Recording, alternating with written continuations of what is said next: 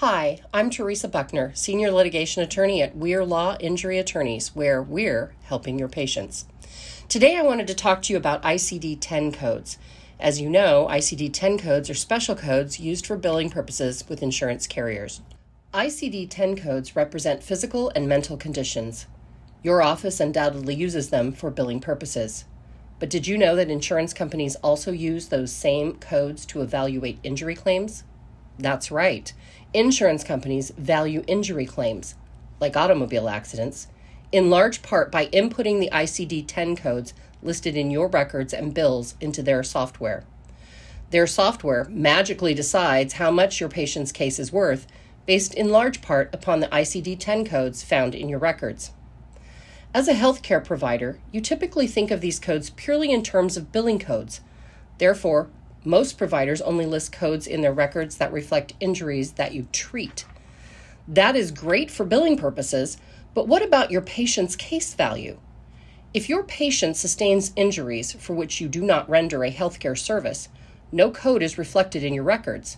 Hence, no value is given for that injury. Here's an example. Your patient is in a minor motor vehicle collision and sustains cervical strains and sprains. In your records, you note tenderness in the affected areas, and you note soreness in the chest from the seatbelt. The tenderness from the seatbelt may be a chest wall contusion, a bruise from the seatbelt strap. However, since you do not render any service related to the chest wall contusion, you do not present an ICD-10 code in your records or billings. On the other hand, if you discuss the chest wall contusion with the patient and note its existence in your patient's chart, along with the ICD-10 code, then the insurance company may input that code into their system, thus allowing your patient a more proper valuation for their injury claim. Recording injuries and conditions for which you do not provide professional services is not improper. For example, if you suspect a patient has skin cancer, it is important for you to point it out to your patient and note it in the patient's chart. That doesn't mean that you provide treatment for the condition, only that you report the findings and the differential diagnosis. Similarly, if you find injuries and conditions stemming from an automobile collision, such as contusions, scrapes, or lacerations, it is important that you note these conditions and provide the corresponding ICD-10 code. In addition, if you mention an injury or condition in your chart, you should investigate the recovery process for the condition and note it.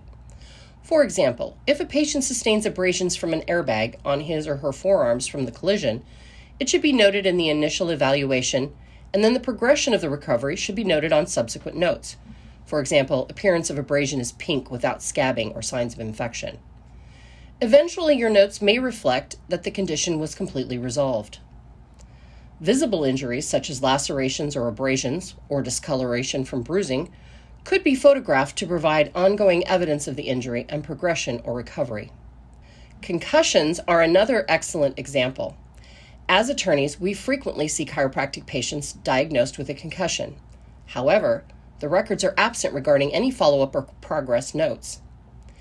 If you diagnose a patient with a concussion and there are no further notes to reflect the progression of the condition or recovery, the insurance company assumes the symptoms resolved immediately after the initial diagnosis. Instead, consider asking follow-up questions at each subsequent encounter. Noting the progression of the symptoms creates a trail of symptoms and evidence of the duration of the injury. Simple questions regarding any history of memory issues, task management issues, or other cognitive effects can also assist neurologists to better evaluate and treat concussion-type injuries. A simple form added to your client's chart could make a considerable difference in obtaining the correct valuation of the claim. Here is a sample form that you may find useful if your patient sustains injuries or conditions not requiring your specific care or treatment. And as always, remember, we're law, because we're here to help you.